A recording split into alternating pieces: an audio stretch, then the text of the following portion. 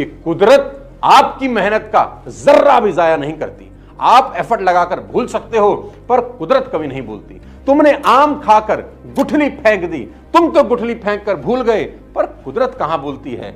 जहां वो गुठली गिरी वहां कुदरत ने अपना काम शुरू कर दिया। मिट्टी में गिरी गुठली से कुछ दिन के बाद अंकुर फूटेगा, वो एक पेड़ बनेगी, उसमें फल लगेगा। हमेशा याद रखना कि कुदरत अपना काम तब भी करती है जब आपका ध्यान वहां नहीं होता। हमें अपनी जिंदगी में पलक झपकते ही सक्सेस मिल जाए, ऐसा नहीं होता। सक्सेस को पाने के लिए हार्ड वर्क और एक्सेलेंस के साथ पेशेंस की बहुत जरूरत होती है।